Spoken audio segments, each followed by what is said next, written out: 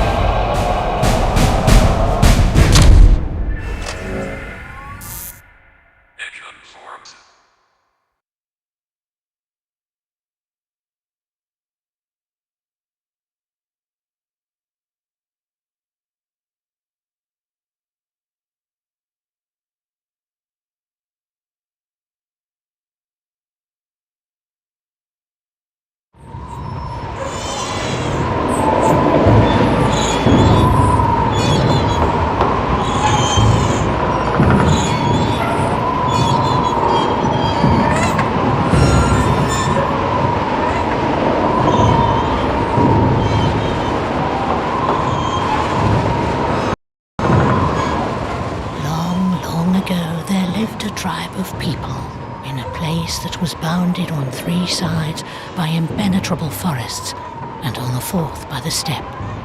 They were a strong, brave, and cheerful people. But evil times came upon them.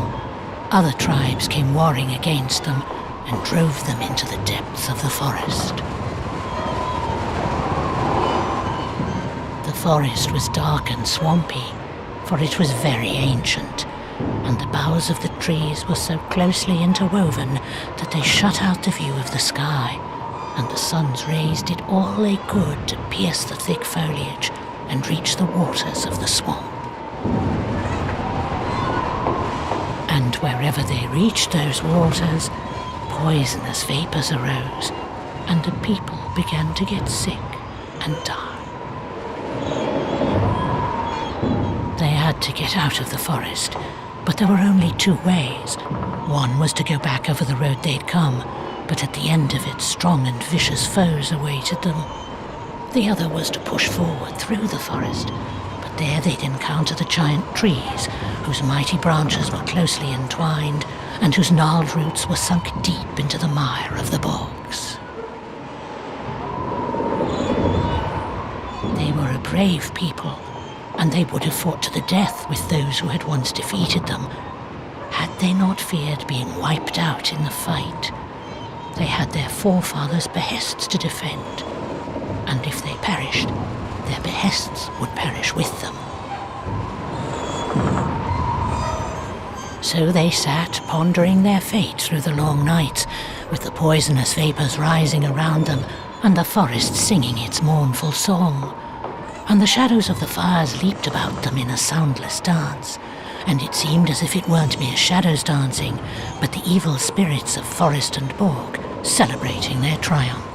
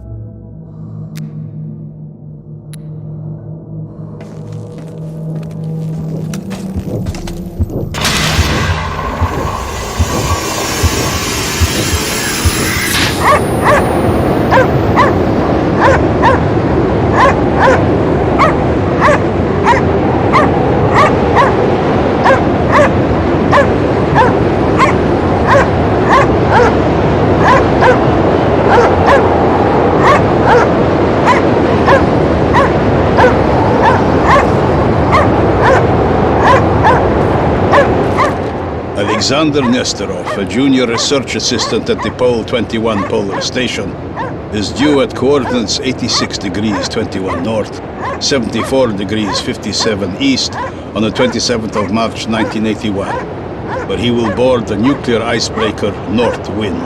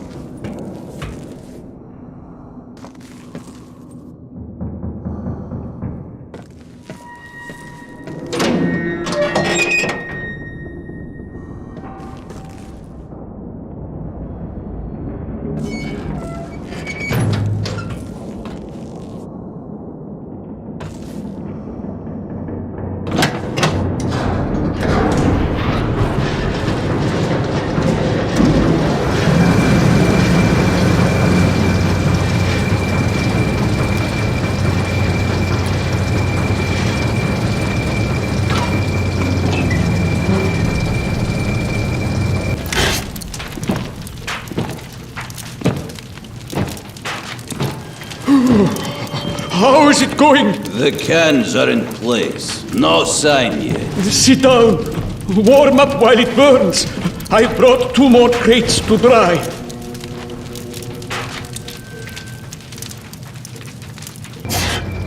Sit down. Warm up while it burns.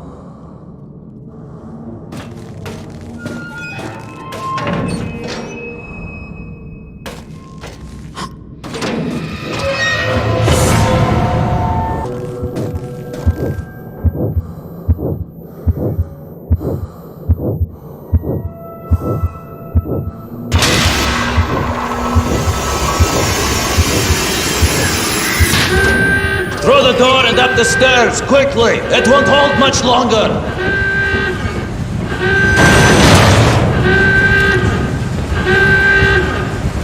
Warning! Everyone must evacuate the first and second compartments! Get to the upper decks!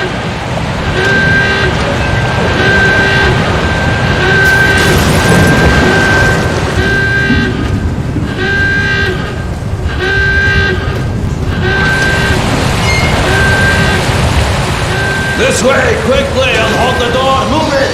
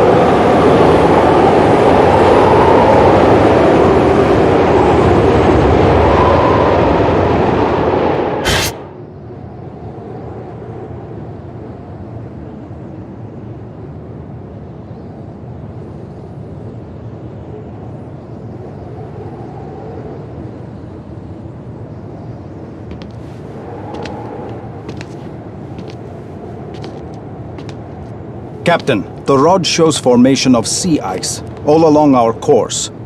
The rod, as in a divining rod? Another clairvoyant gadget of yours. Sir, clairvoyance is for shamans. This is cutting-edge scientific equipment, virtually foolproof. Do you know why it is called the rod? Well, yeah, you had it, sir. Named after a divining rod, a stick used to search for water underground. Was real popular back in the days of wooden ships and navigating under the stars. Times change, but some things remain much the same. The ship must respect you. You must listen to her, understand her, talk to her, live with her one-on-one for many years. Then you become more than just a captain. You become a part of something bigger. That's great, but isn't it just pretty words? Sir, it seems to me all you've got to do is hold on to the wheel. When are you going to let me try, by the way? You don't waste any time, do you? Well, if you're keen, try this for now.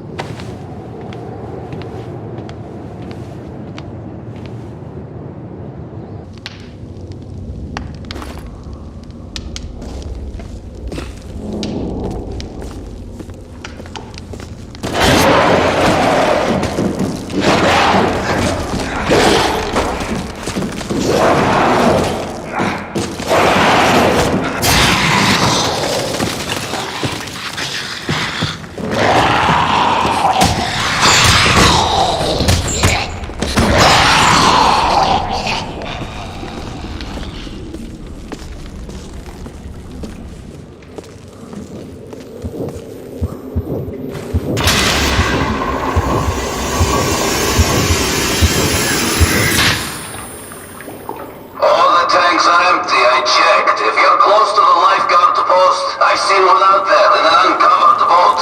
If you find it, bring it here. Just be careful.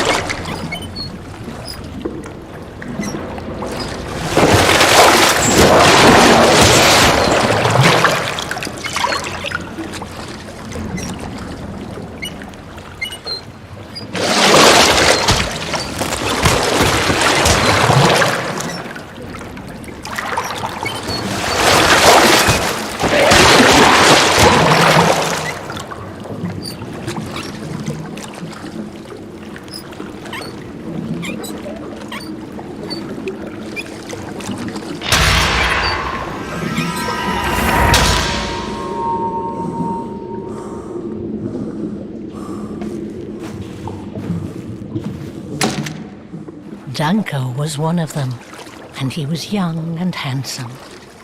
Handsome people are always courageous. And he said to his comrades, "Stones are not to be removed by thinking. He who does naught will come to naught. Why should we exhaust our energies thinking and brooding? Arise! Let us go through the forest until we come out at the other end. After all, it must have an end. Everything has an end. Come, let us set forth." They looked at him and saw that he was the best man among them, for his eyes were aglow with life and strength. "Lead us," they said, and he led them.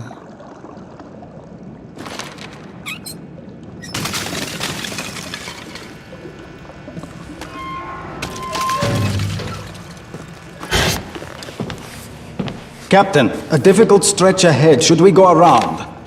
A difficult stretch, you say? We'll manage. We can't afford to lose a whole day. We might lose a lot more if it's as bad as it looks. My crew has been through a lot worse than that. And they can certainly manage that little patch of ice. But, sir, isn't it better to avoid difficulties altogether if we can? Are you suggesting I shouldn't have faith in my crew? It's not about trust, sir. It's about common sense. And do you think it makes common sense to navigate the Arctic for 20 years in a row? Can't you see there is real danger up ahead? Are you losing your courage? Have you been testing your rod again? Don't you know it's not the rod, it's the dowser? Just go to your cabin. You'll be safe there. This is insane.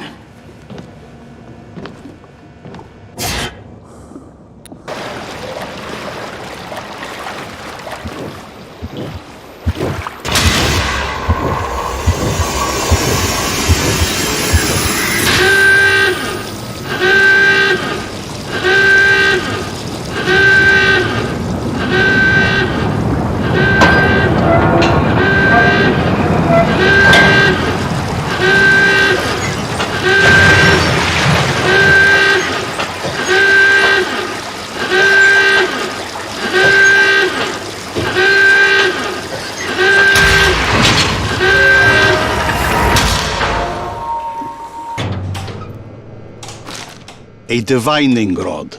A stick. It doesn't matter what kind, it's immaterial. What matters is you. You just need to tell yourself to find water.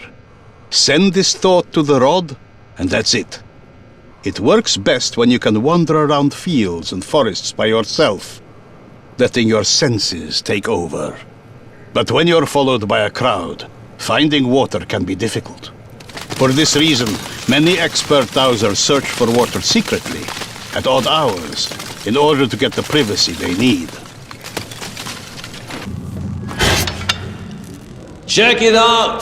Where the cables hold... Yeah, it's all right. We almost got it up. Come on, just a little more. Wait, the stopper keeps sliding off.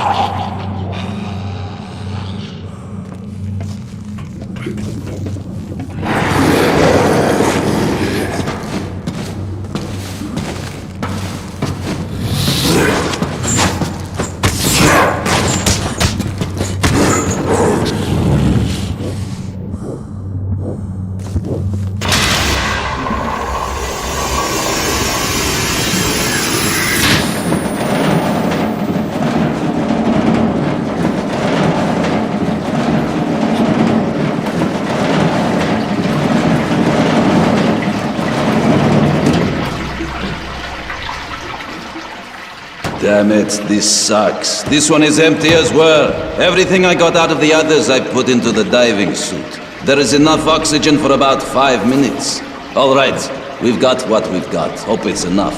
Go to the elevator, I'm sending it down.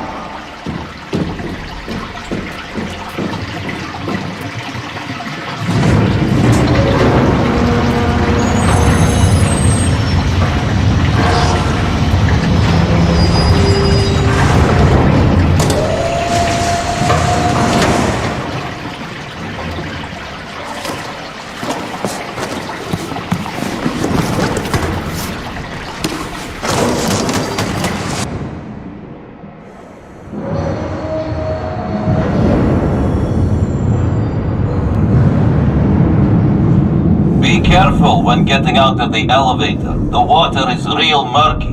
Turn left immediately and look for me. I'll be in the boat.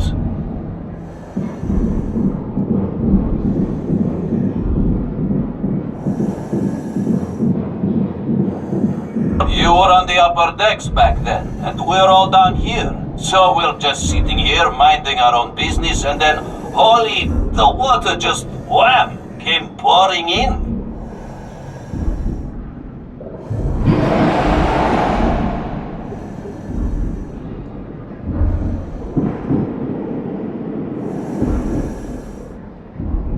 Wait up! I'll lower the gates. All of it. Rivets, bolts, screws, everything. Rags. I mean, you know, the sides ripped along the seams like tissue paper. That was one hell of an impact. But we dealt with it, thank God. Got some padding, patched up the walls, made some struts, and then, you know the rest. First, it got hot. Then it got cold. Now it's weird. All the diving.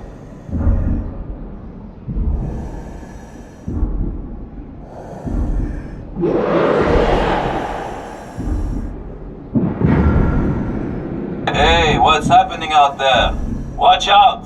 There's a lot of junk at the bottom.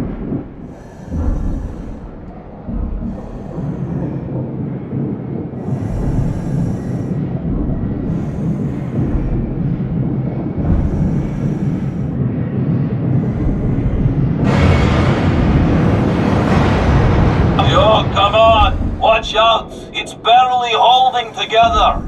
Yeah, I know it's murky as hell, I know! Come on, you're almost there! There are some rusty pipes there with some valves on them. I got some circulation going here so it doesn't freeze up. And listen, you watch your step. Don't touch those valves. The pipes won't hold. Hey, why am I telling you? You know that already. It's been like that for years.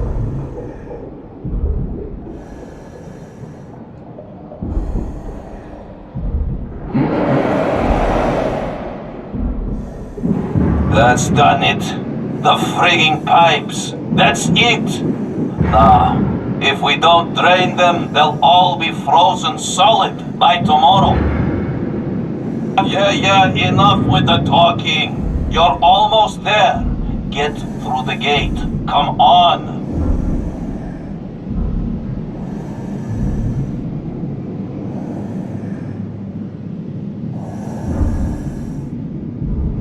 Lowering!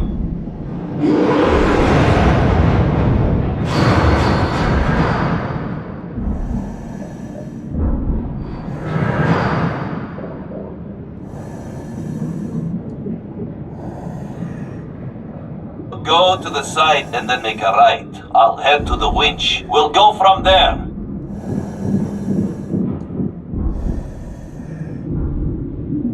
There should be a piece of wood there. We used it and some padding to plug the hole. I'll lower the support strut and you cut the lines with your blowtorch. Lowering!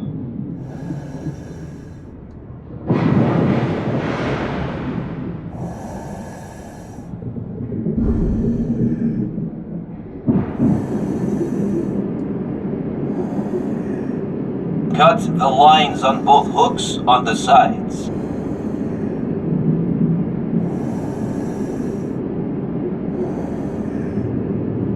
Good.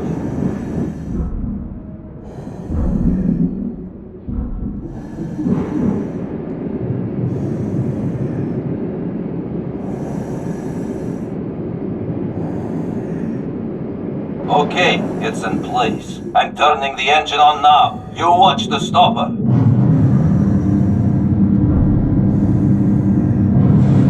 First stage complete.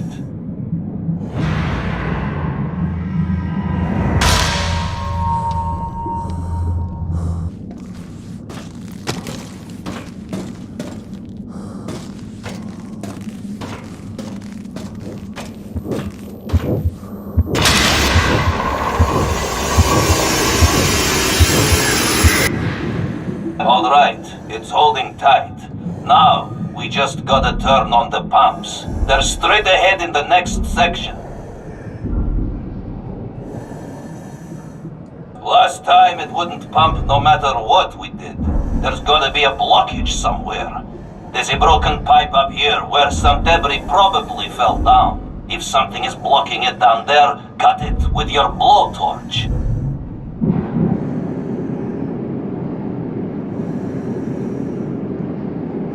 Yeah, hell yeah, we got pressure, finally.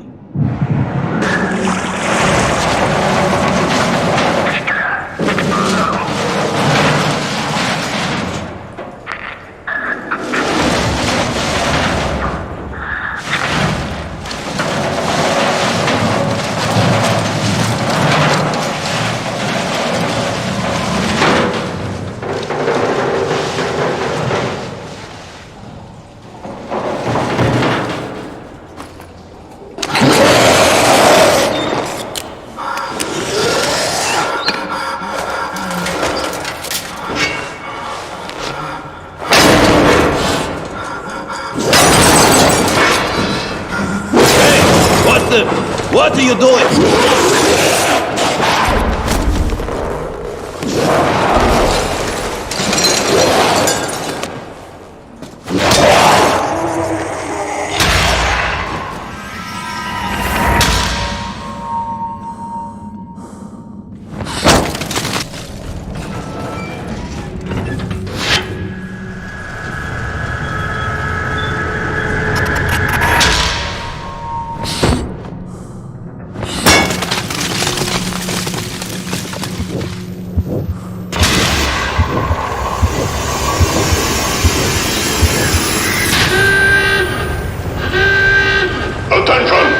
Personnel to the lower decks! Down! Down! Move it! Move it quickly! We need to drain the water into the Racing. compartment. Open the door and I'll turn on the pump.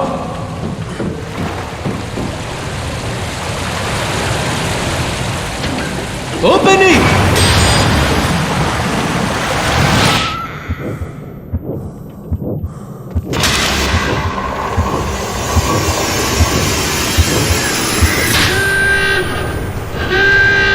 Attention!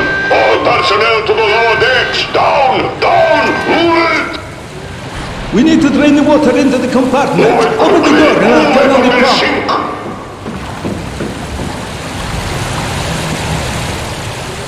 Open it!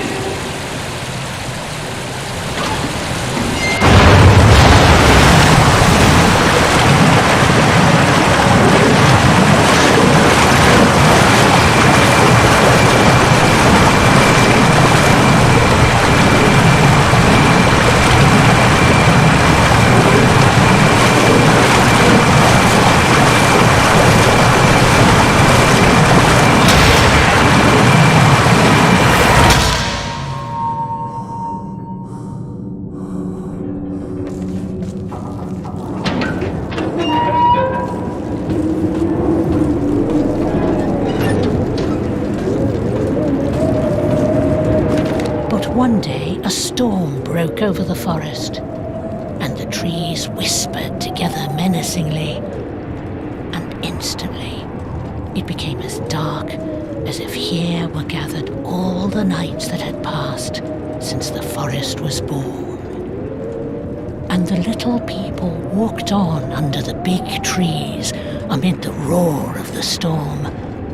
And as they walked, the giant trees creaked and sang a sinister song, and the lightning flashed above the treetops, throwing a cold blue light over the forest for a brief instant, disappearing as quickly as it had appeared, and striking terror into the hearts of the people.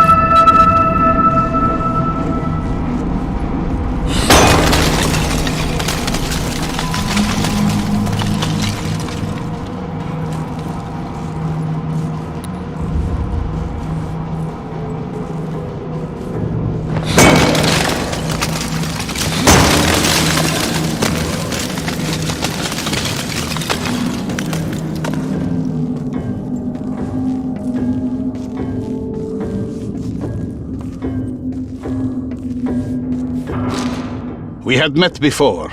I could always feel it approaching and would know exactly when it would happen. The entire crew would go up top and wait. At first, we wouldn't see it, but could hear its retinue approach. And then, just when we had waited so long that we thought it wasn't coming, it would make its entrance. It would appear suddenly, majestically, emerging out of the mist, rising to the applause of the angry waves, dropping shards of its emerald mantle. It would slide alongside us. Even when passing at a respectful distance, the entire space between us would seem to be frozen solid, and every one of us would yearn to breathe in the air of this ancient glacier. Just then, the entire ship would be deadly calm. The crew would stay perfectly still and watch the giant disappear. And then, the spell broken, everyone would return to their routine, loud and happy as ever. But I would stay on the bridge, silently thanking it for letting us pass.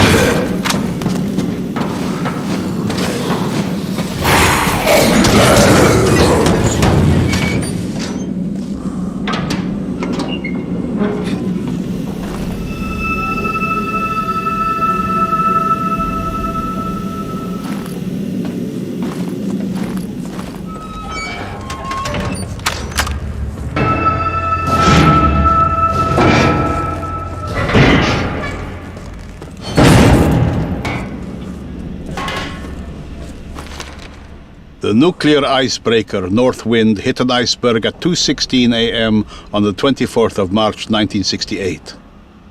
The vessel's bow and starboard suffered heavy damage, which resulted in partial flooding of the third deck and damage to the stern starboard crane. There were no casualties, and the ship is currently still afloat. Repairs are underway but may take up to a week. So what happened? We came across that iceberg 3 hours earlier than I expected. How did that happen? How could I screw up so badly? Was it one of those moments when nature teaches you a painful lesson, and you realize that even the most experienced dowser can get it wrong?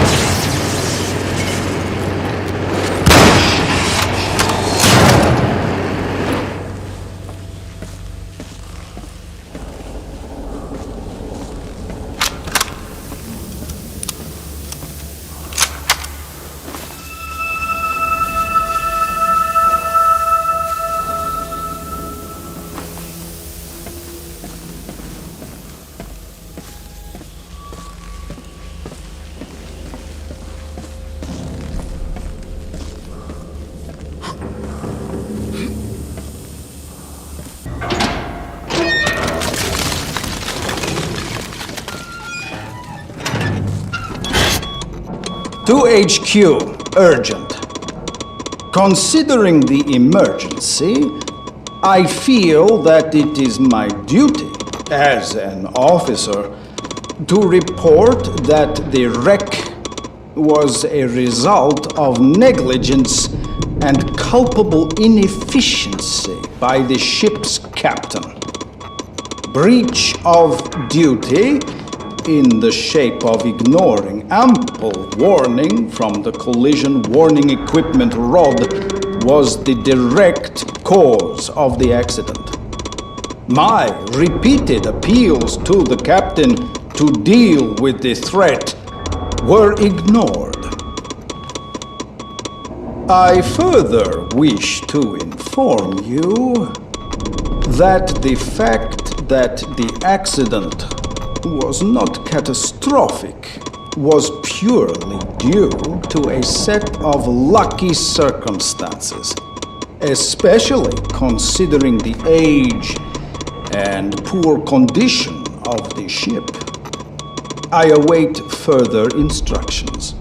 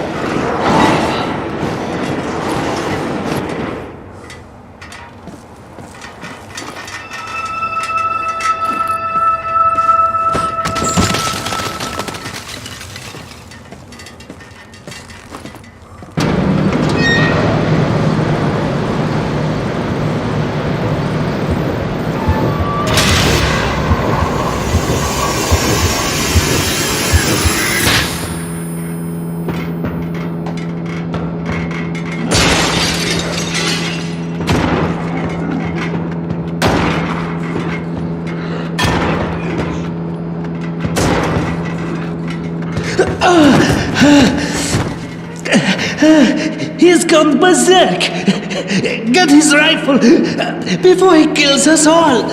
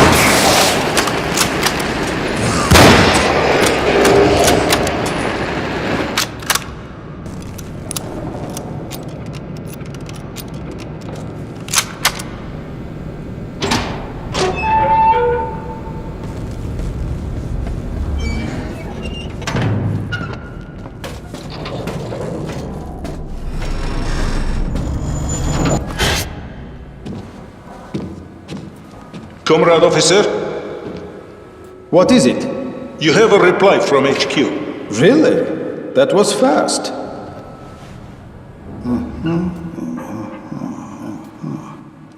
Will you inform the captain? Yes, of course.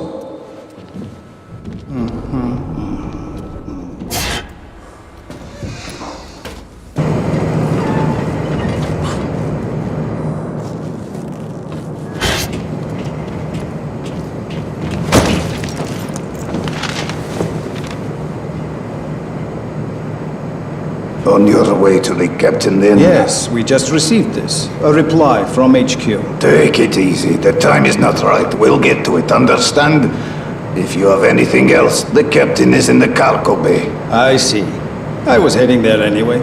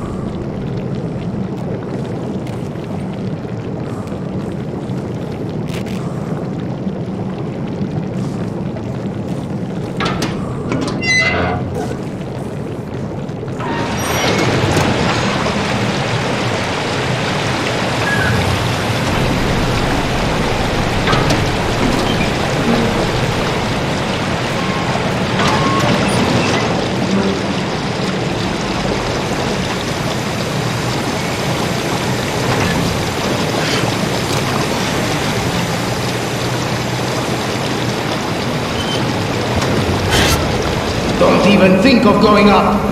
I'm warning you. Stop. Get down. I'm asking you. I make no promises.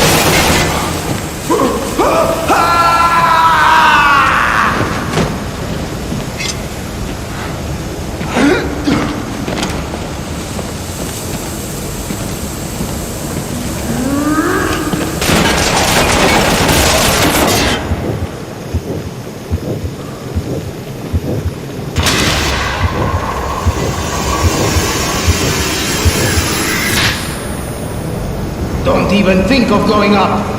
I'm warning you. Stop. Get down. I'm asking you. I make no promises.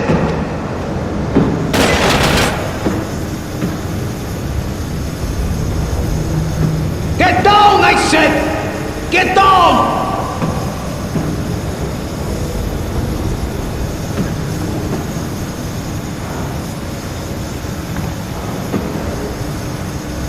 There you go. Down these steps. Quietly.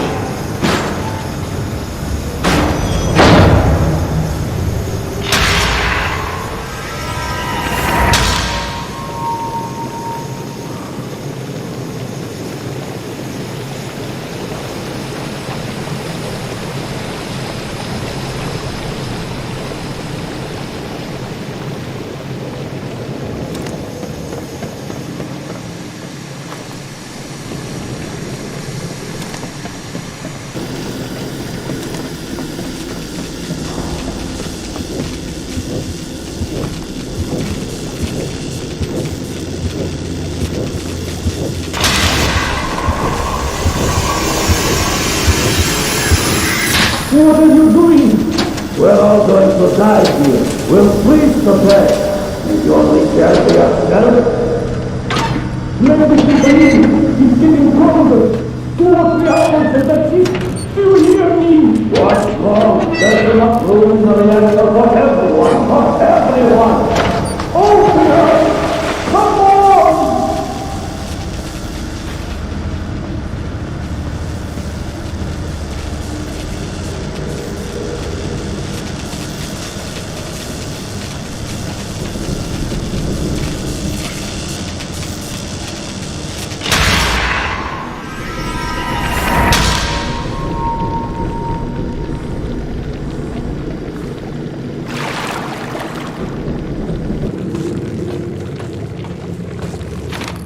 And in the cold flashes of the lightning, the trees seemed to be live things that were stretching out long gnarled arms and weaving them into a net to catch these people who were trying to escape from darkness.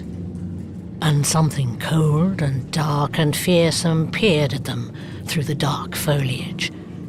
It was a difficult trek, and the people who had set out on it grew exhausted and lost heart.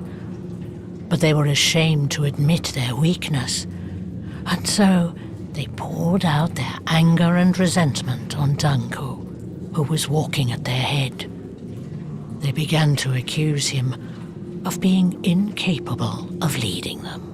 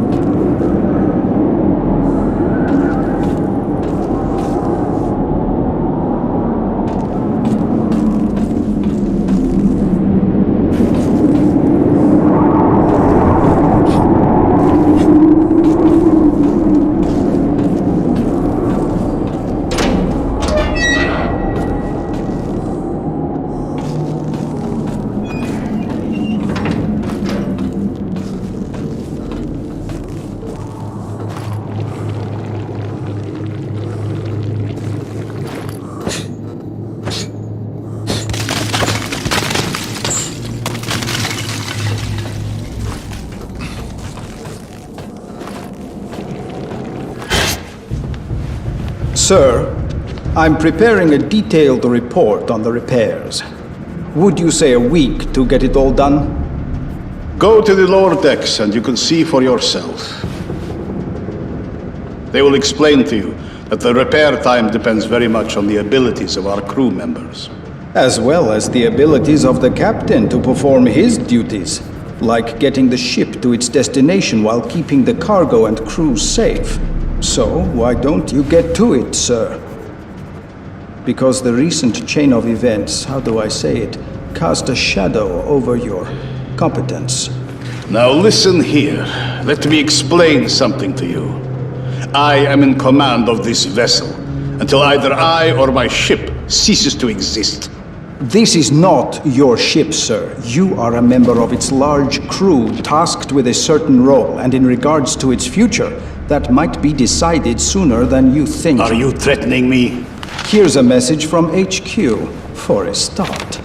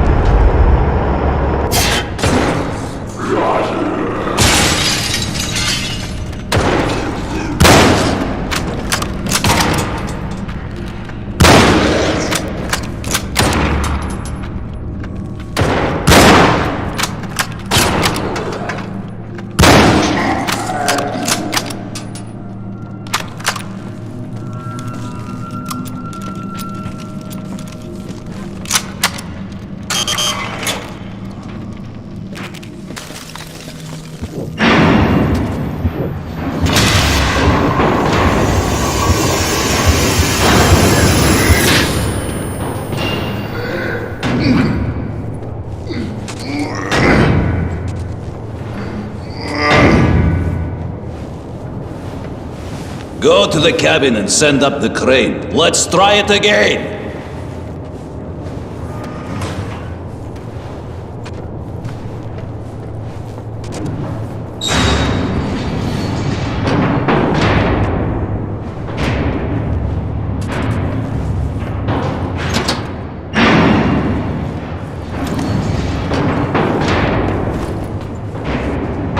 Send it over.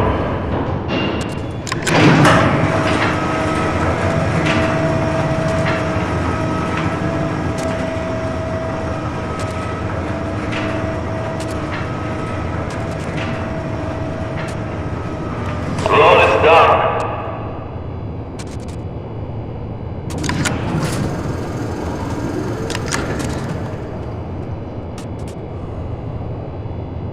Winch it up.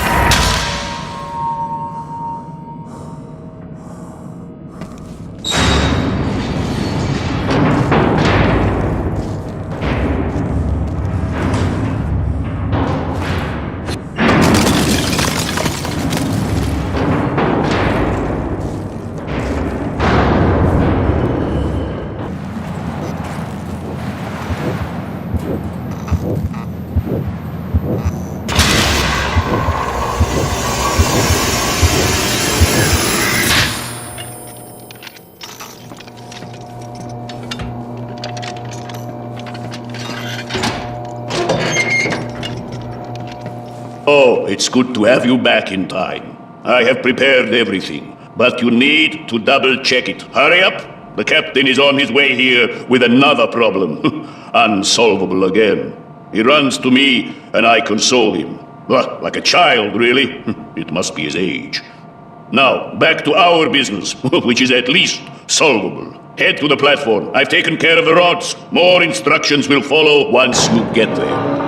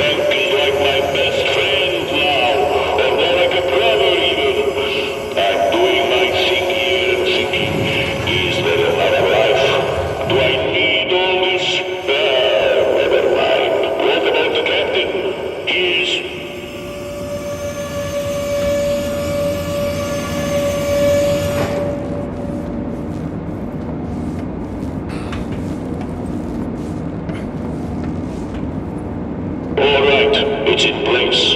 Phase 4. Lock it.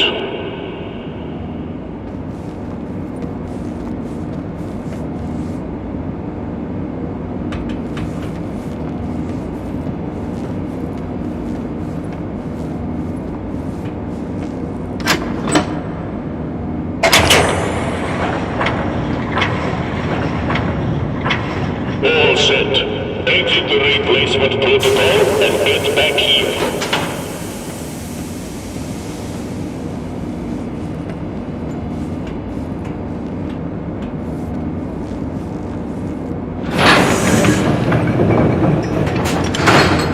Yeah, and another thing.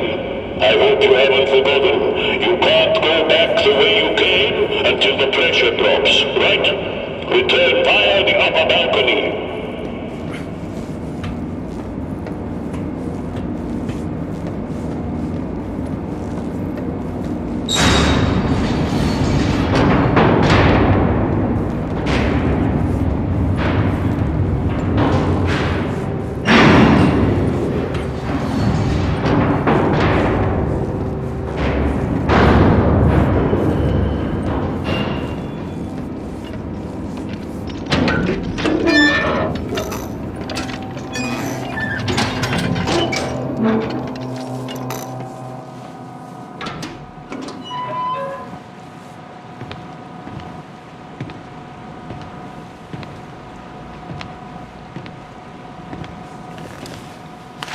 Read this.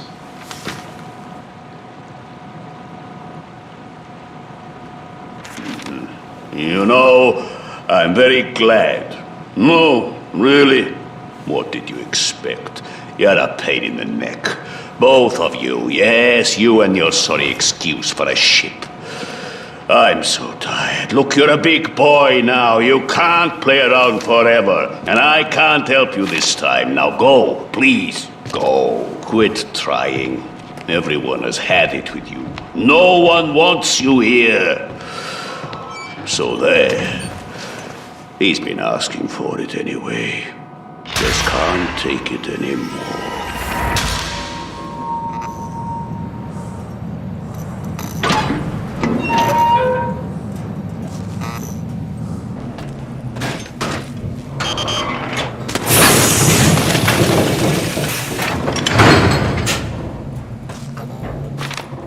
We might lose a lot more if it's as bad as it looks.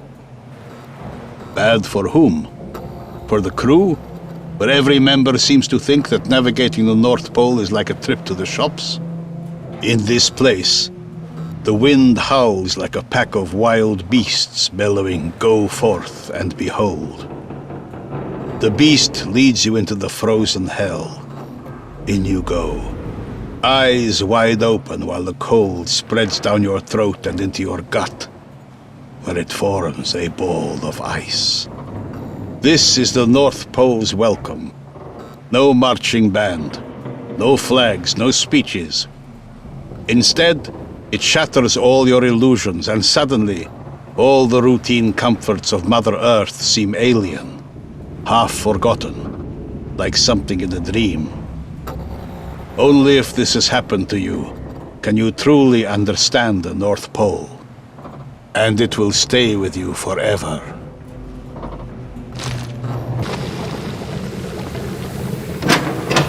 Now, for the third time. Averkin. Here. Barbukin. Here. Dobrovolsky. Right here. Erashev. Erashev! Zobachev. Yeah. Kayektin. He's not here. Levey. Levey. Mazira. Dead. Novrotsky. Nureyev. He's missing. Tataurov. Tataurov. Here. He's right here. Undakov. Uryasov. Peryulin. Kakimov. Undakov and Kakimov stayed in the engine room. Navrotsky was working downstairs. Where are they now? Not here. Shiverov. Shotanov. Eliashev. Here. Is that everyone? No. Elyashev. You rig it. Yatugin! Here's what we have. HQ is aware of our situation and is launching a rescue mission. We'll stay in contact as long as the radio is operational. Secondly, the valves are welded all around. The second line will take a long time to cool down, so we'll be warm for a while. Now, regarding food,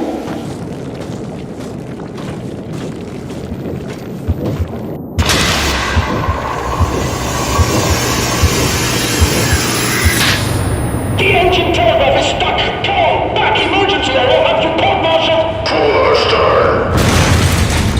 Fire the engine! All personnel must leave the compartment immediately! The hatch's fire extinguishing protocol is being activated.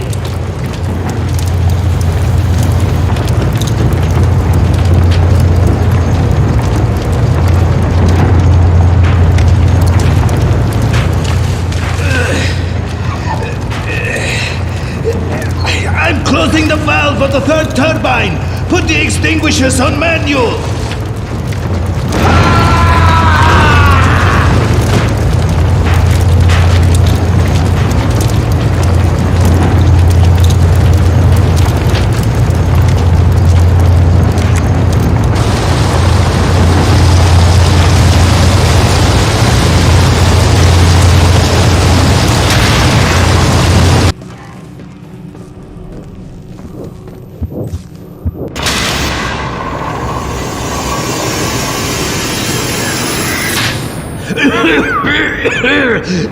There's an oil fire down there already. Can't put it out with water.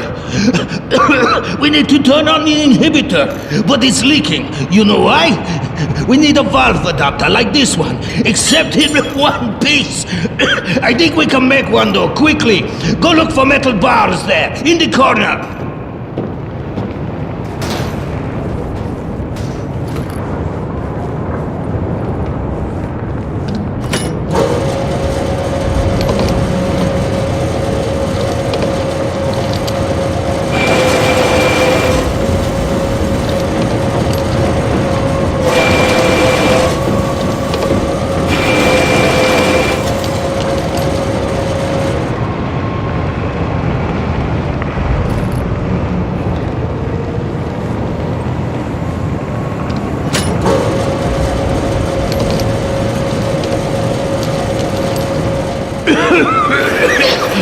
What you got?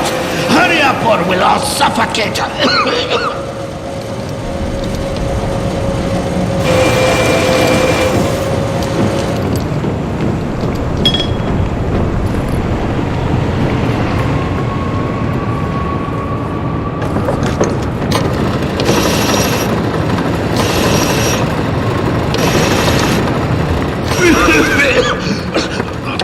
Ready?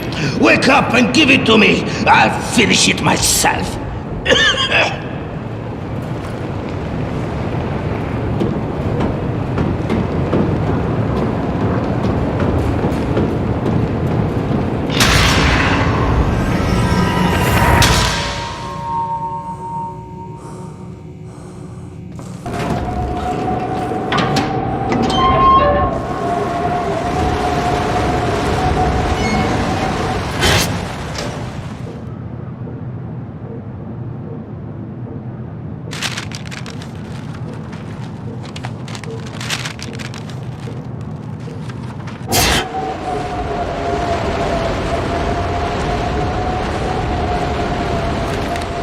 To the captain of nuclear icebreaker Northwind. Upon cargo delivery, proceed to destination for temporary docking. Your ship will be subsequently decommissioned. Prepare all necessary paperwork.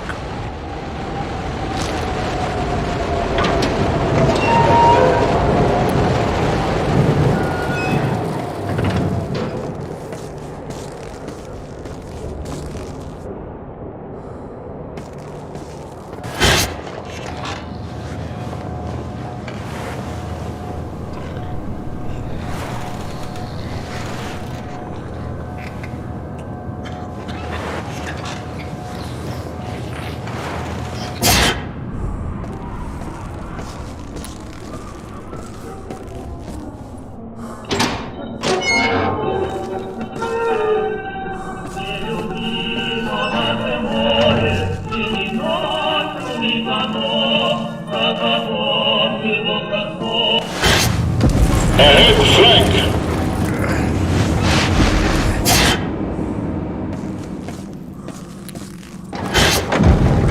Engine room full stall. We're doing 20 knots. It's not safe. The engine telegraph is stuck. Come on, back, emergency. I'll have you port marshal. Pull our stern.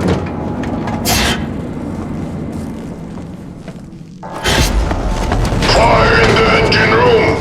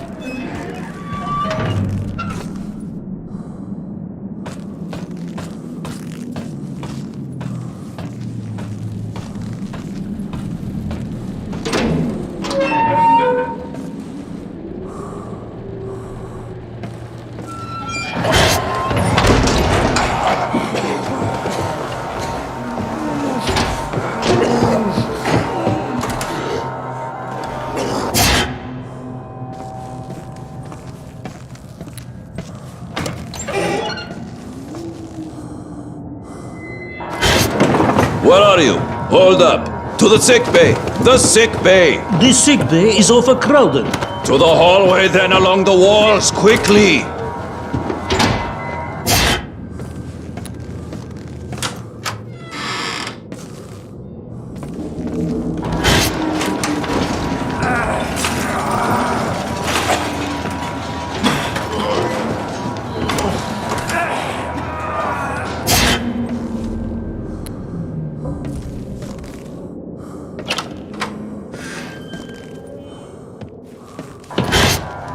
What expectorants do we have? All right, get me some ampicillin and EDTA.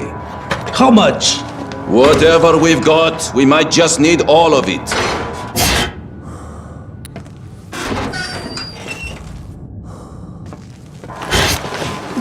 Doctor, look!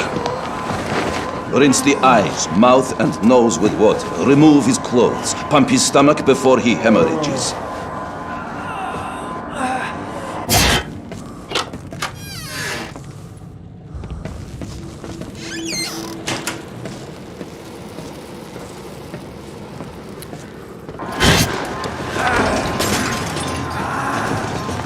Listen up. For nausea, around 1 pill 2 to 3 times. If it persists, administer 1 milliliter of 1 atropine solution intramuscularly.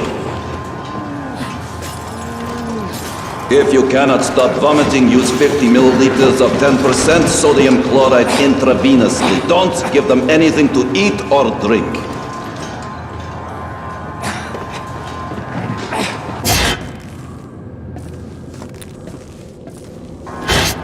Neocompensan, polyglucinim, everything we've got, intravenously, up to 400 milliliters every 24 hours. Now move it, we're running out of time.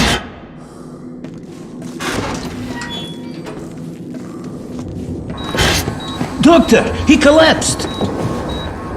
4 milliliters of cordiamine and 1 milliliter of 1% mesotone solution under the skin. Now, then rig up a catheter with 4 milliliters of 1 noradrenaline solution per 200 milliliters of saline solution.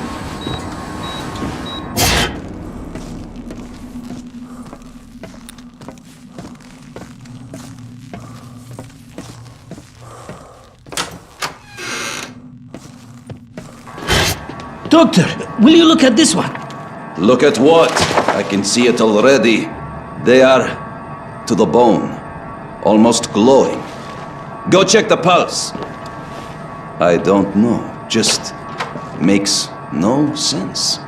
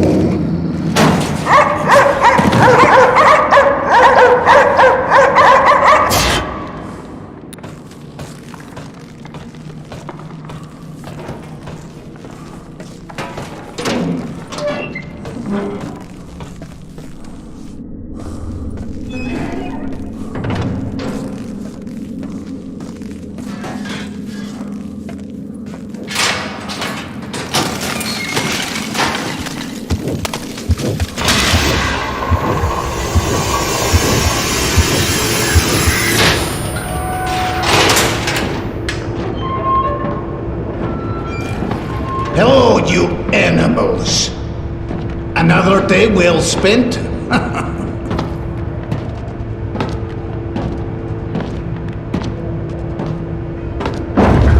iceberg! Starboard! Take down the Stay where you are!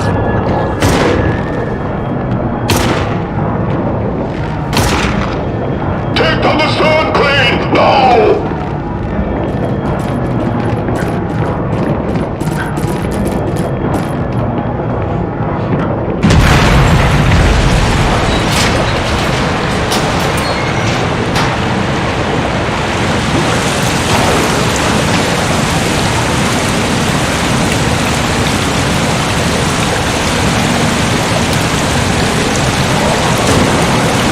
Back to your cages!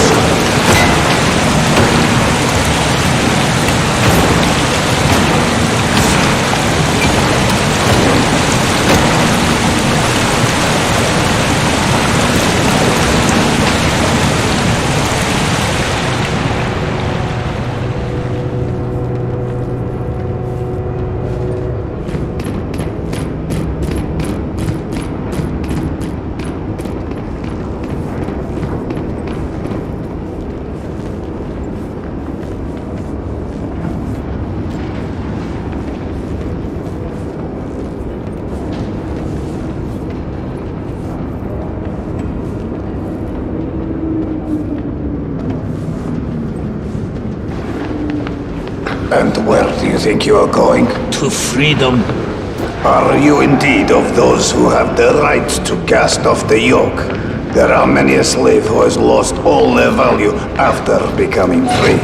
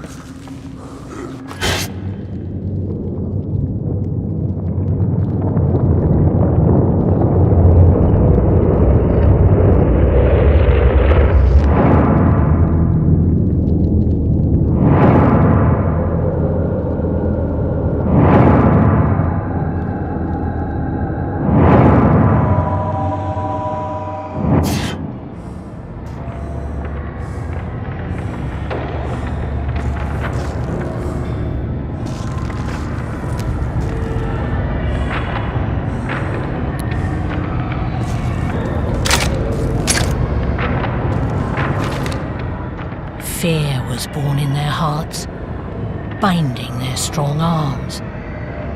Terror gripped them as they listened to the women wailing over the bodies of those who had died of the poisonous vapors, or lamenting over the fate of the living made helpless by fear. And cowardly words came to be spoken in the forest, at first softly and timidly, but louder and louder as time went on. And at last, the people thought of going to the enemy and making him a gift of their freedom. So frightened were they by the thought of death that not one of them shrank from living the life of a slave.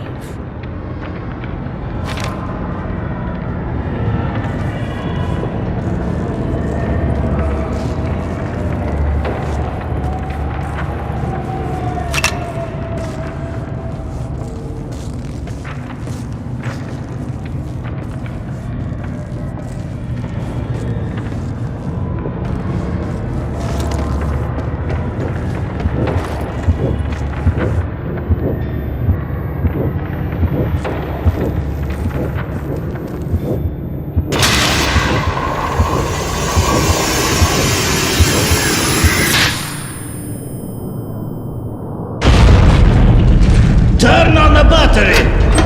Can I get some light up in the hall? It's dark as hell.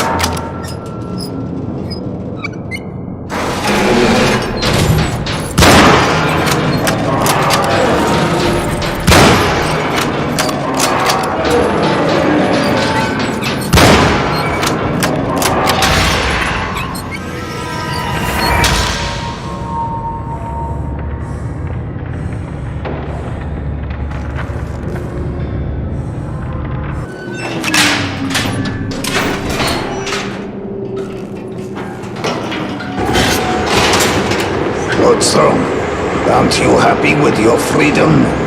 Or is something wrong with it? Want to get back to your plates already? Then go. You'll get your meal on time.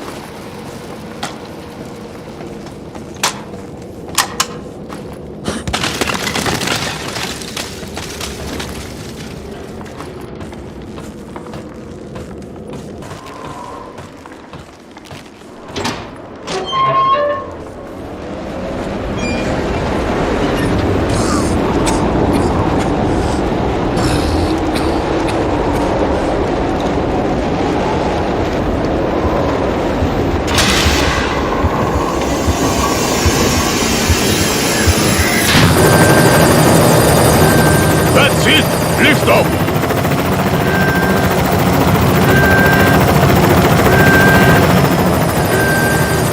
Don't get too close to the platform edge! Don't touch the lines! Jump! Jump! Don't let them near the lines! The tower is going to collapse!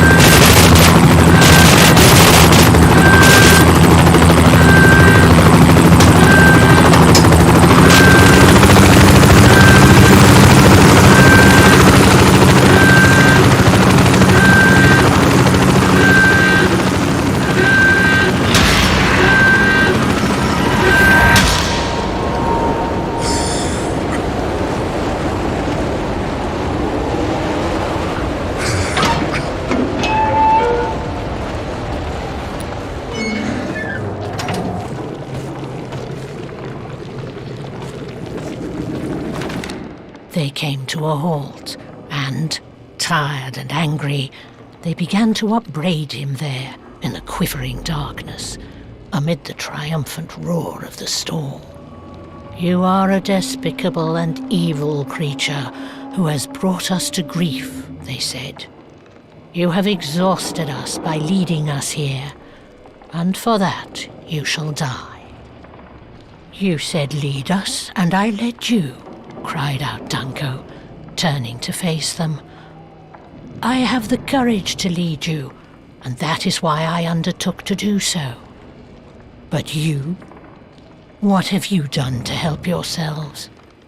You have done nothing but follow me, without husbanding your strength for a longer march. You merely followed me like a flock of sheep. His words only infuriated them the more.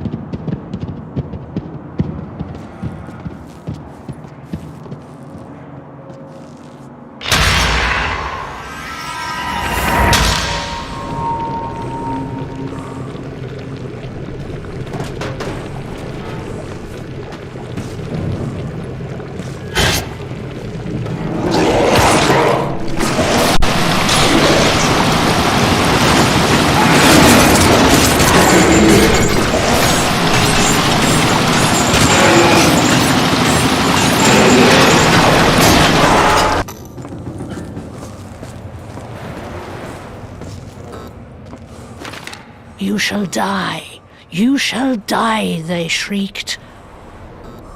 The forest roared and echoed their cries, and the lightning tore the darkness to shreds. Danko gazed upon those for whose sake he had undertaken such great labor, and he saw that they were like wild beasts.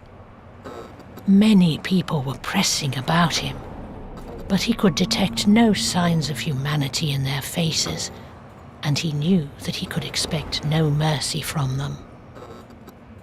Then resentment seethed in his breast, but it was quelled by compassion. He loved these people, and he feared that without him they would perish.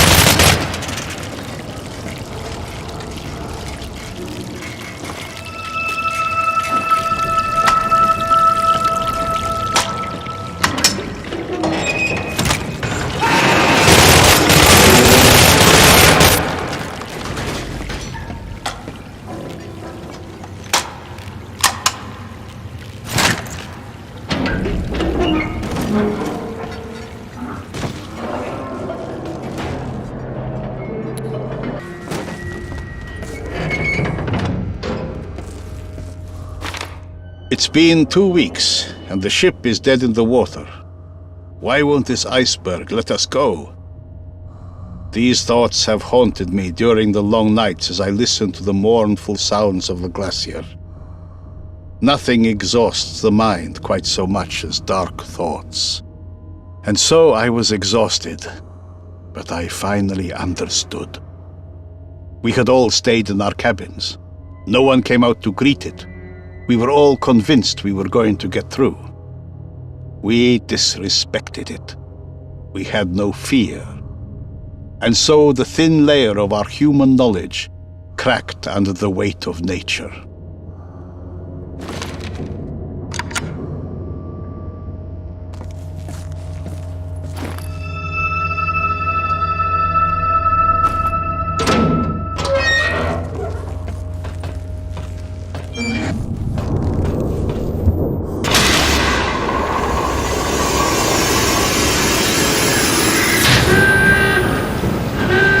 Get to the anchor room! I'll drain the water!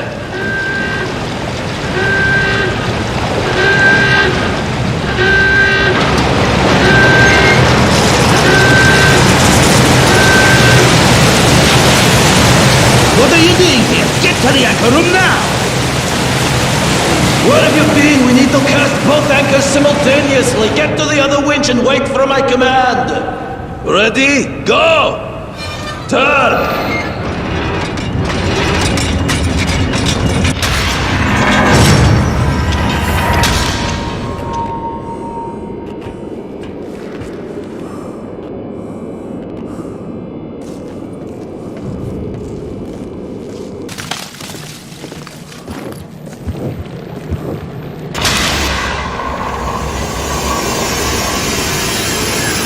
Attention! All personnel to the lower decks! Down! Down! Move it!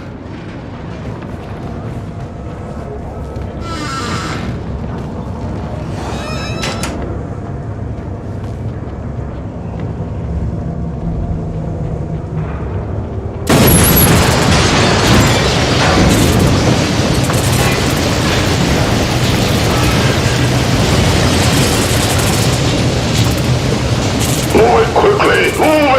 sink!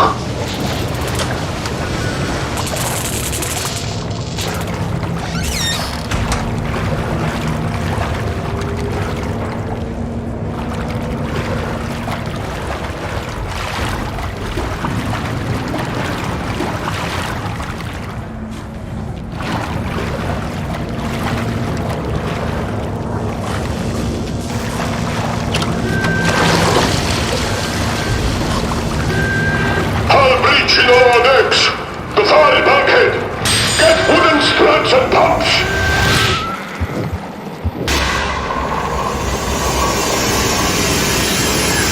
Attention! All personnel to the lower decks! Down! Down! Move it!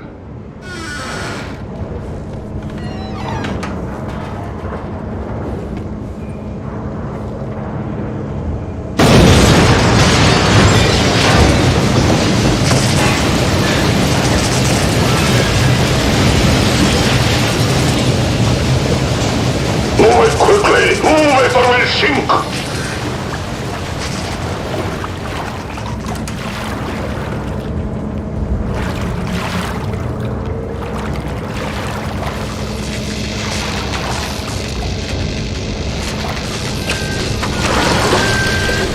Hull breach in the lower decks!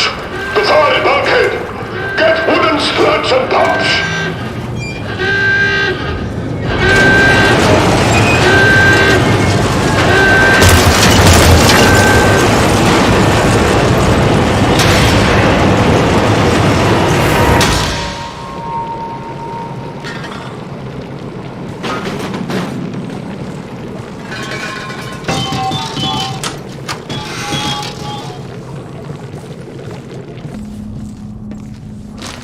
The iceberg isn't holding the ship. We became a part of it on our own. It let us in, and now we're living and breathing it and becoming all the time further entombed. We have become indifferent and brittle. It crippled us, brought us to our knees. Fear grips us tightly, and we willingly offer ourselves to it. We are still alive for now, but we will be in the power of the glacier forever.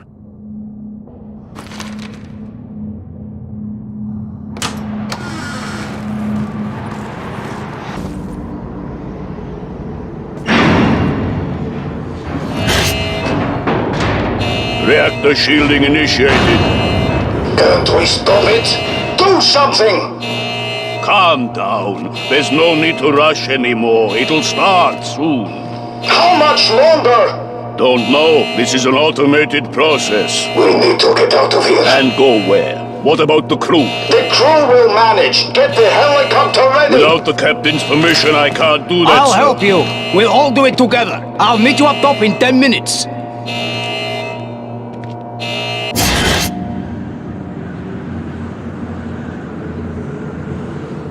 And it sent up a shower of sparks and went out.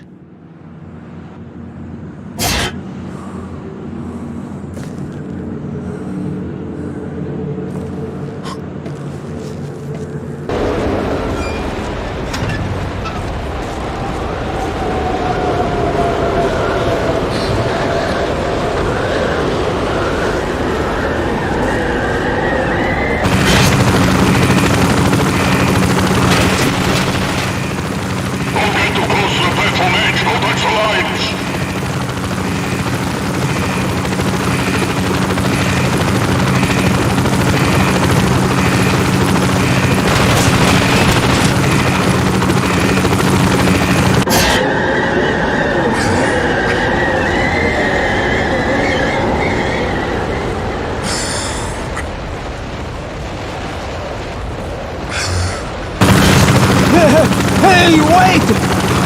I'm still in here! What about me? Where are you going?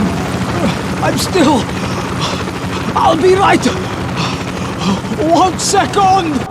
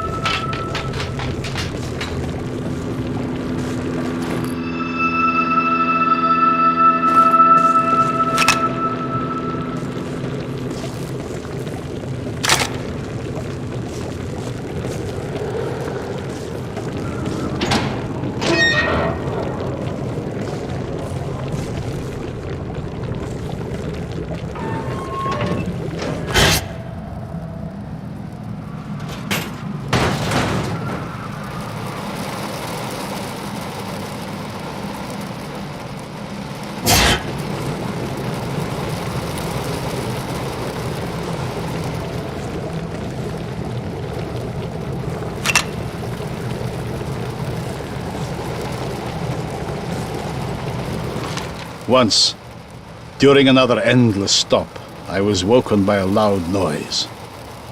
I jumped up and went on deck, and when my eyes had adjusted to the light and I could differentiate between the skies and marble white ice, I saw streaks of red stretching as far as the horizon. Looking down, I saw the body of a huge polar bear lying on the bloody shreds as small grey people bustled about, screaming, gesturing, interrupting and congratulating each other on finally taking down the beast. Stuck in the narrow space between two low hills, for the first time in its life, the bear had to confront not nature, but nature's highest creation.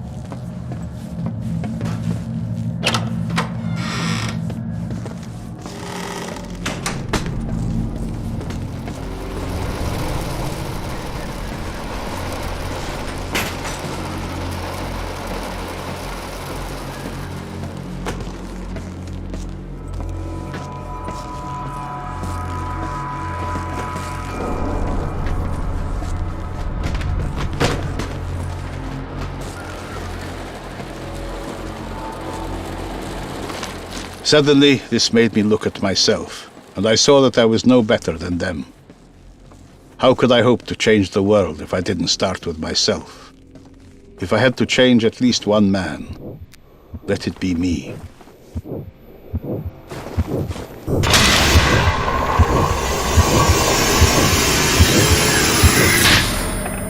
I saw it. It went through that crack. Probably has some lair in there. Wonderful. So, you go. I'll keep checking over here. Get to it.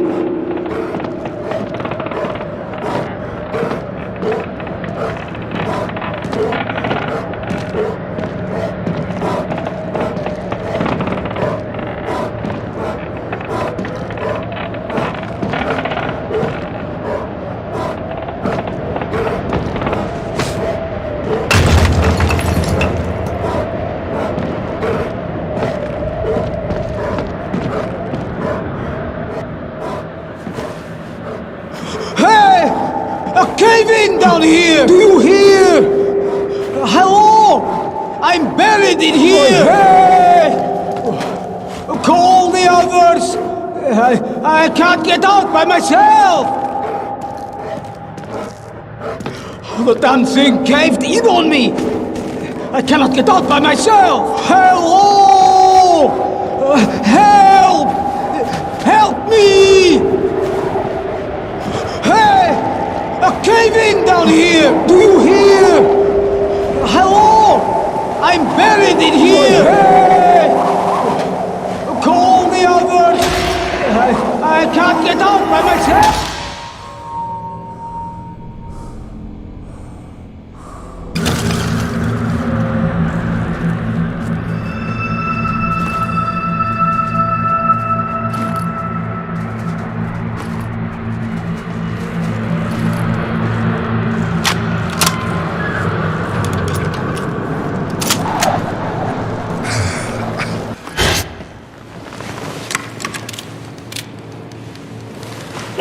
men stand by. Is the engine ready? Captain, are you out of your mind? We are up to our ears in ice. Ahead, slow.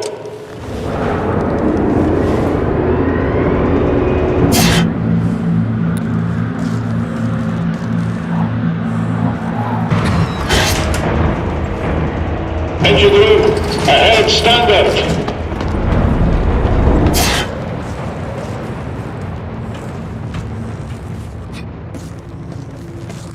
What's going on? Are the repairs done? The captain might destroy the Do ship. not forget my cargo. Captain, open the door. Captain, sir, open the door. What's wrong with you? Ahead, flank. Where's the radio message? Did you give that message to him?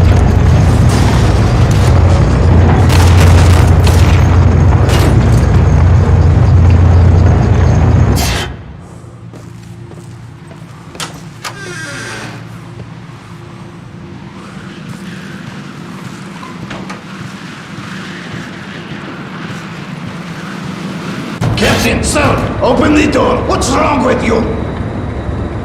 Ahead, flank. Where's the radio message? Did you give that message to him?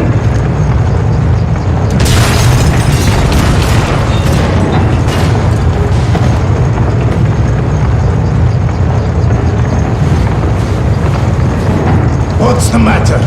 Isn't this what you wanted? Grab the wheel. The ship is yours. It's not turning!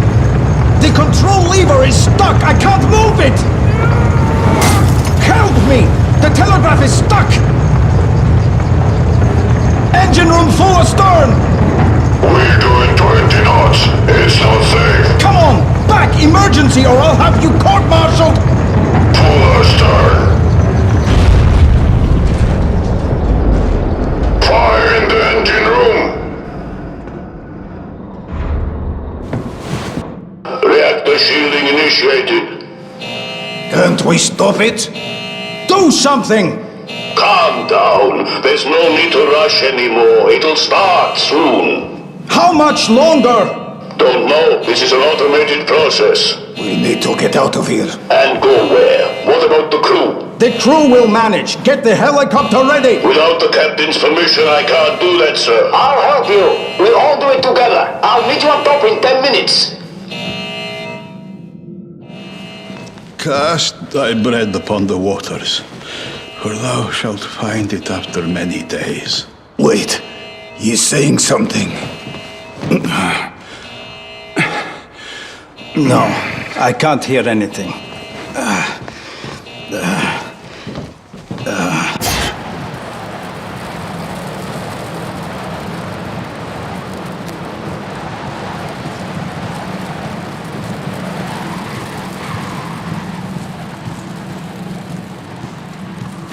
And the flames of a great yearning to save them and lead them out onto an easy path leaped up in his heart, and these mighty flames were reflected in his eyes.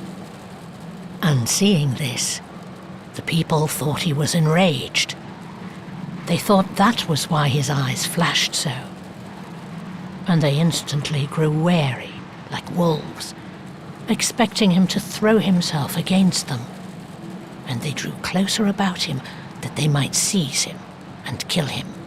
He saw what they were thinking, but the flames in his heart only flared up higher, for their thoughts added the sorrow to the flames of his yearning.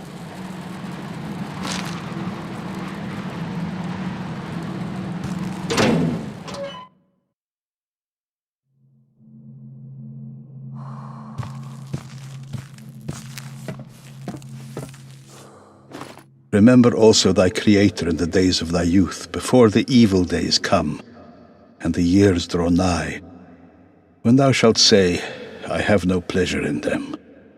2. Before the sun and the light and the moon and the stars are darkened, and the clouds return after the rain.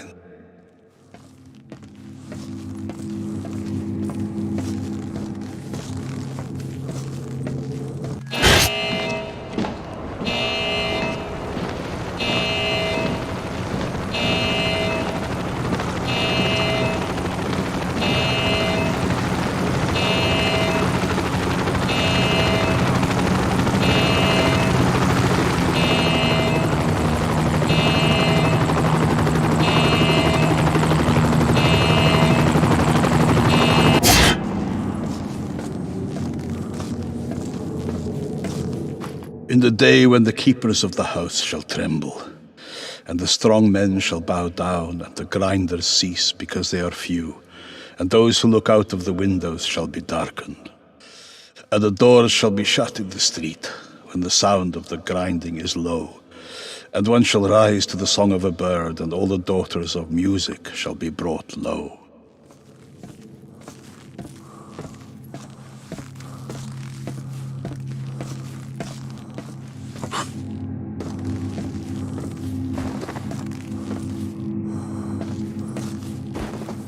Yea, they shall be afraid of that which is high, and terror shall be in the way. And the almond tree shall blossom, and the grasshopper shall be a burden, and desire shall fail. Because man goeth to his everlasting home, and the mourners go about the streets.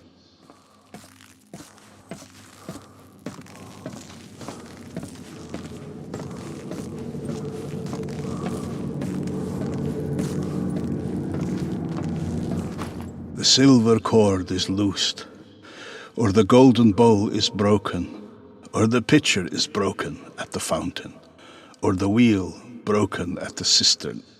And the dust returneth to the earth as it was, and the spirit returneth unto God who gave it.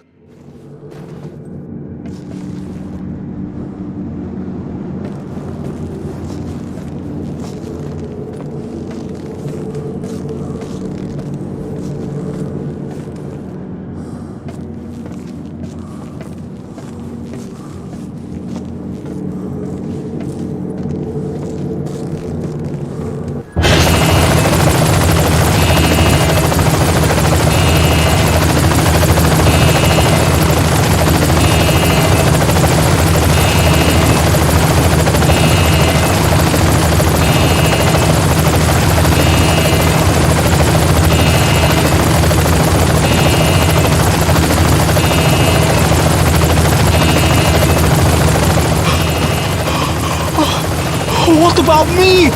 Oh, did you forget about me? Oh, don't leave me! Don't leave!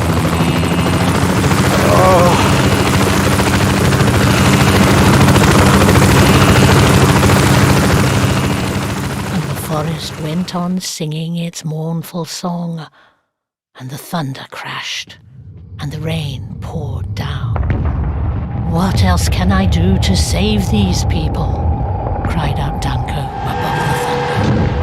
And suddenly he ripped open his breast and tore out his heart and held it high above his head. It shone like the sun, even brighter than the sun, and the raging forest was subdued and lighted up by this torch, the torch of a great love for the people.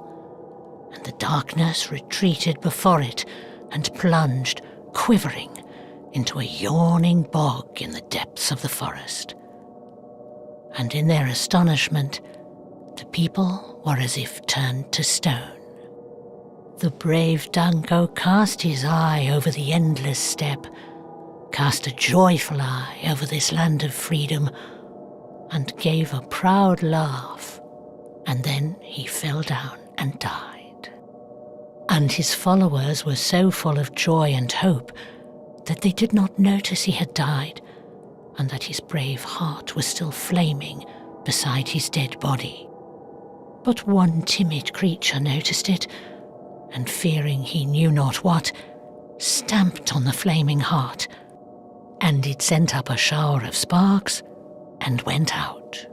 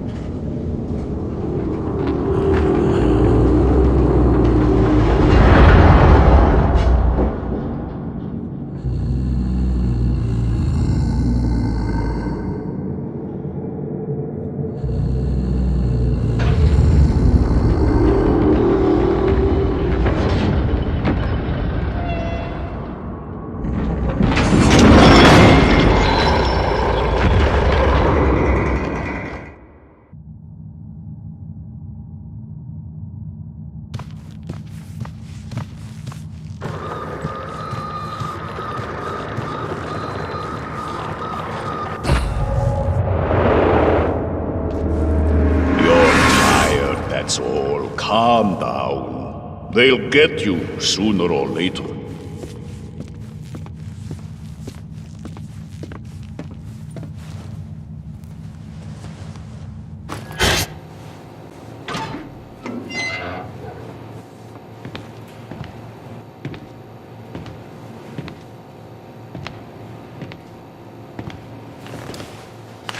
Read this.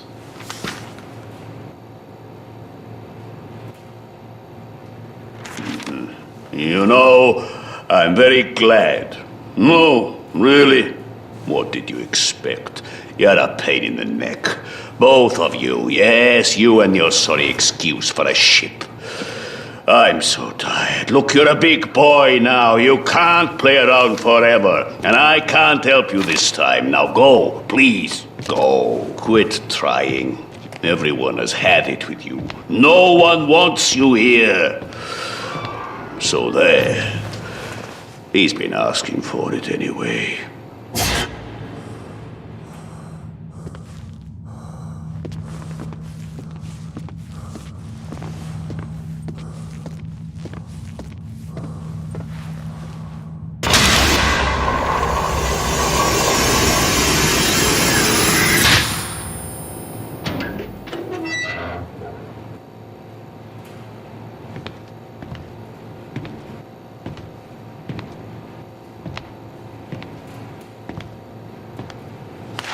Read this.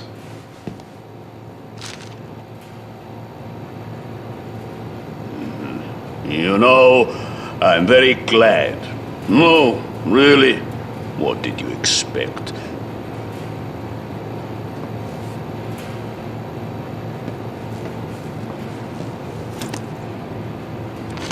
I was making it in my spare time, as if I felt something. Now it came in handy.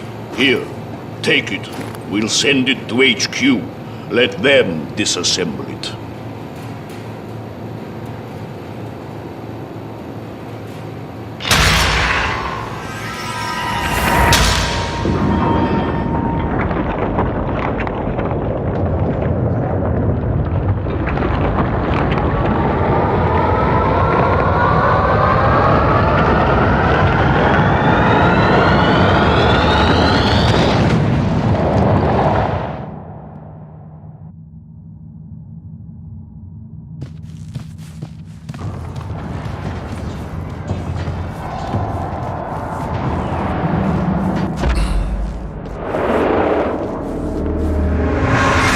No one is going to help you. The whole world is against you. Protect yourself, or they will eat you. Captain, sir! Open the door! What's wrong with you? Ahead, flank. Where's the radio message? Did you give that message to him?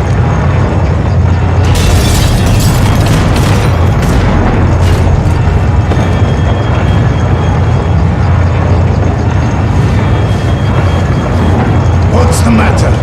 Isn't this what you wanted? Grab the wheel. The ship is yours. It's not turning! The control lever is stuck! I can't move it! Help me! The telegraph is stuck! Engine room full astern! We're doing 20 knots. It's not safe. Come on!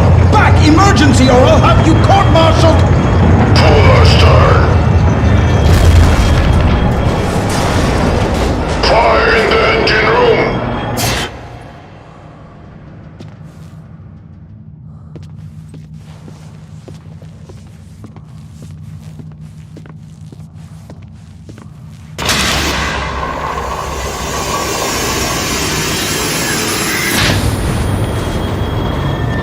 What's the matter? Isn't this what you wanted? Grab the wheel. The ship is... It's not turning! The control lever is stuck! I can't move it! Help me! The telegraph is stuck!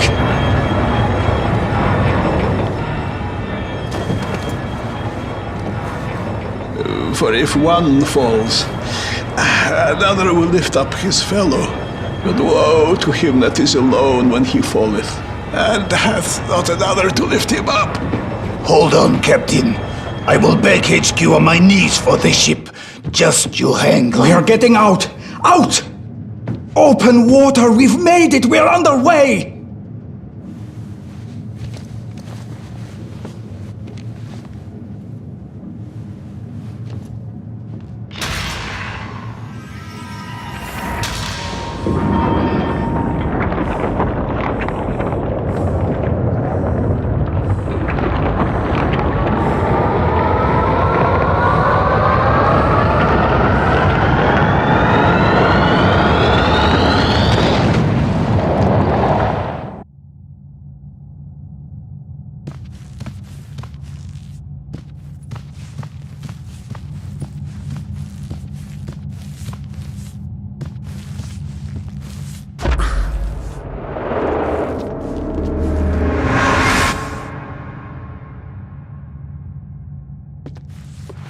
Tame them, and you shall control them. Deceive them, and you shall gain much. Otherwise, they will devour you. Sir, I'm preparing a detailed report on the repairs. Would you say a week to get it all done? Go to the lower decks and you can see for yourself. They will explain to you that the repair time depends very much on the abilities of our crew members. As well as the abilities of the captain to perform his duties, like getting the ship to its destination while keeping the cargo and crew safe. So, why don't you get to it, sir? Because the recent chain of events, how do I say it, cast a shadow over your competence. Now listen here. Let me explain something to you. I am in command of this vessel until either I or my ship ceases to exist. This is not your ship, sir. You are a member of its large crew tasked with a certain role, and in regards to its future, that might be decided sooner than you think. Are you threatening me? Here's a message from HQ, for a start.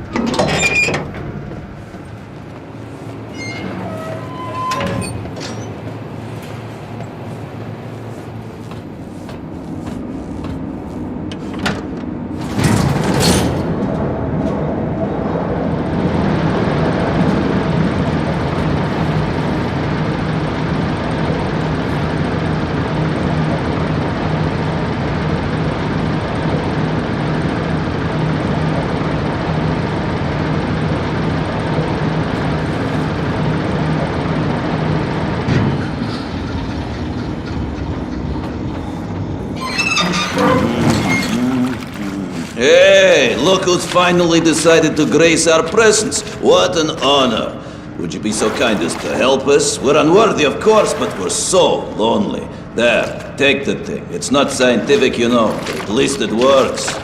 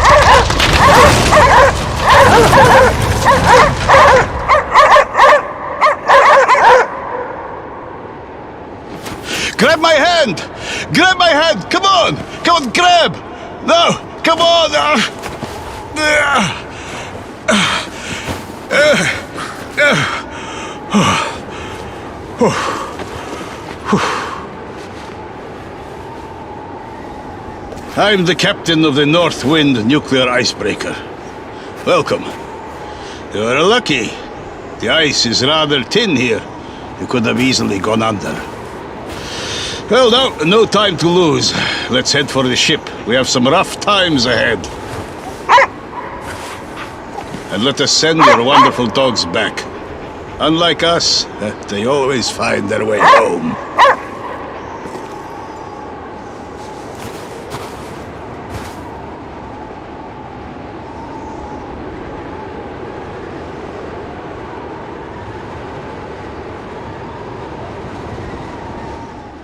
"Follow me," cried Danko, and he rushed forward, holding his flaming heart high above his head to light the way. And the people followed him, as if under a spell. And once more the forest began to murmur and wave its treetops in wonder. But its murmur was drowned out by the sound of running feet. The people were running ahead boldly and swiftly, lured on by the wonderful vision of the flaming heart. And even now there were those who perished. But they perished without tears and complaints. And Danko went on ahead of them, his heart flaming brighter and brighter.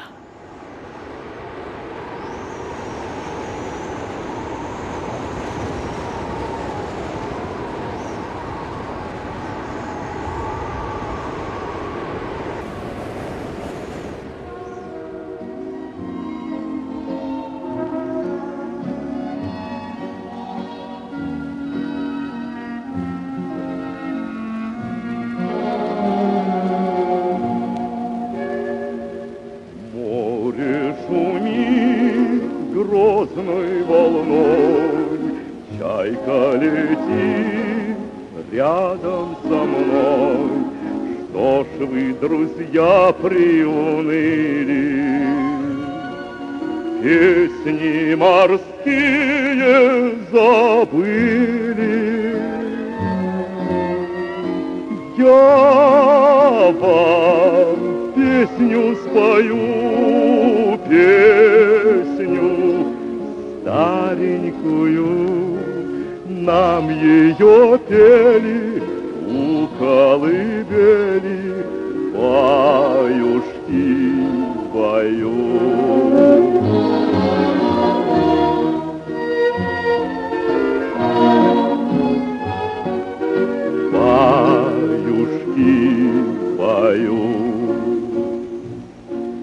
В небе моем звездочки нет, в песне моей вырван куплет, где на последней странице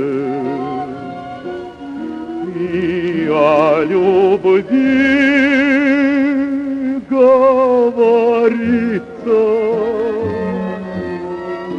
Лучше в мирном краю кончим песню свою. Сколько сумели, столько и спели, баюшки поют.